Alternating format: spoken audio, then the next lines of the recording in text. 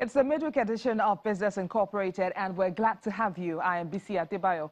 Coming up today, Nigeria posts 20.95% jump in Q1 2018 trade balance. And South Africa's business confidence index declines further in May. Plus, Ethiopia opens up state-owned enterprises to foreign investors for the first time. Well, let's begin with some good news coming from Nigeria, which posted a 20.95% jump in its trade balance during the first 3 months of 2018, with a surplus of 2.17 billion naira. Now, this is the first of such increase in 2 years. A new set of data released today by the National Statistics Office shows Nigeria's total value of trade improved by 19.74% over the last quarter of 2017. The strong growth of total trade in the first quarter of this year was driven mainly by the strong increase in exports, led by a massive 63.84% increase in agricultural goods.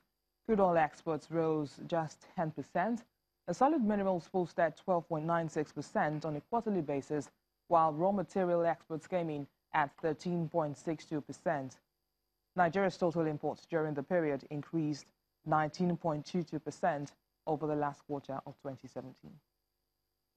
And let's hit the markets now. And here on the African continent, the Nigerian market is still looking up, continuing Tuesday's gains. The index was up 0.88% at midday. South Africa's JSE index was also up at intraday.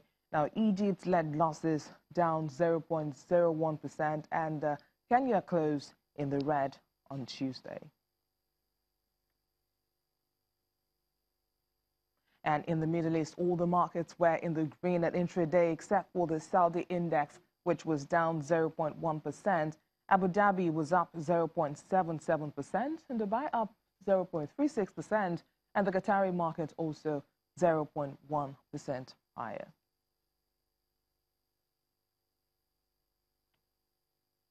And let's go to Europe now, where the markets were slightly higher early today, with trade greatly impacted by discussions about the European Central Bank winding down its massive bond buying program. Well, let's speak with Orich Bat at the Frankfurt Stock Exchange for more on today's market headlines. It's good to see you, Orich. Hi. Good to see you. Now, the European stock markets seem upset early today, with ECB officials hinting that discussions about winding down its massive bond buying program will top the agenda when they meet in Latvia later this month. Why is this discussion very important to investors and traders? Well, because it involves directly the amount of money supply, the amount of cheap money supply that is going into the economy right now. And as soon as the discussion starts, of course, then one will speculate what kind of an effect will that have on growth, on companies, on jobs. And that's making people nervous, because no one really knows what the European Central Bank will be discussing next week, what they will communicate, and then in the end, even farther away, even more unsure what will actually happen and when it will happen. But we know now, because Chief Economist Peter Prett held a speech, that they probably will be discussing it next week, and that we will probably be hearing a statement. And judging by the tone of Peter Prett, the chief economist, he seems very satisfied with the way inflation is going. It's going up, nearing the ECB's goal of close to but not over 2%. And he's also quite satisfied with growth.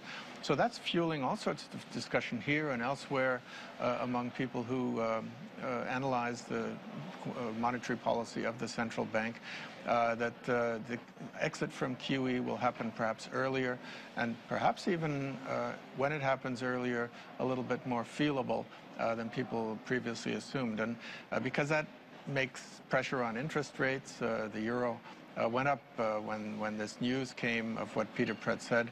And of course, the euro going up, not good for equities here, in the Eurozone at least. Now, there are worries that the next global bear equities market would likely start in Europe. How real is this fear, and why? I think there are a number of factors that could speak for that. We don't know whether these factors will then in the end decide, or whether there won't be crises elsewhere, like in South America, for example, or in Asia. But, you know, there are a lot of trouble spots here in Europe. We just talked about the quantitative easing, the amount of money supply, the cheap rates here in the Eurozone. Well, that's one factor that If it goes a little bit quicker than people expect, that can cause a large retraction from the markets and people fleeing for the woods, if you will. Another factor is Italy. If chaos ensues, if the government there indeed steps on the brake for austerity programs, increases spending, lowers taxes, gives away goodies to the people, then that country can get into trouble, and that can lead to contagion if worse comes to worse, if really worse comes to worse for Europe, and then because of Europe's importance in the world, of course, to other regions as well. Brexit, haven't talked about that for quite a while, but there's major potential for disruption from that end as well. And last not least, growth. We're getting mixed signals these past months and weeks from growth in the Eurozone.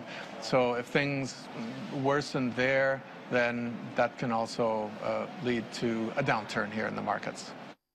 Now, just before you go, Orange, tell us what else is moving the markets today and may likely remain on tap till the week ends. Well, that's the topic of tariffs. I mean, we've been talking about it so often. Donald Trump in Mexico, Donald Trump in Canada, Donald Trump in the EU. And today the EU is making headlines with its retaliatory measures, tariffs on bourbon and Harleys and jeans, for example. People are figuring out how directly this will affect consumers here in the EU. For example, I don't drink bourbon, and I'm not buying a Harley, but of course I might be interested in a pair of jeans and American orange juice, so this could affect a lot of people here, and tariff is going to be the topic here at least till the end of the week and beyond that. Thank you for those updates, Orange, and Jimmy will be back with you tomorrow. Thank you. Now let's head to Wall Street now, where the Dow Jones Industrial Average appears ready to shake off the sluggishness seen so far this week, with futures for the index pointing to a firmer start on Wednesday. Stocks were lifted by signs of ease in trade tensions ahead of a major weekend gathering of global leaders. We're looking at the numbers now. We see the Dow futures 0.41% higher at 24,923, while the S&P 500 futures added 0.18% to 2,756.5. Nasdaq 100 futures were up 0.12% to 7,188. Well, we're staying with the markets, but this time in Asia, where stocks closed higher on Wednesday, with major markets in the region gaining ground, even as trade anxieties lingered in the background. The Nikkei 225 edged higher by 0.38%, ending at 22,625.73, as energy-related names recovered slightly after the last session's decline. The broader topics rose 0.15%.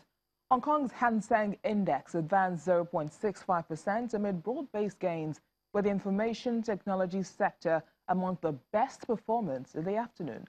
The Shanghai Composite finished higher by 0.05%, and the Shenzhen Composite rose 0.08%.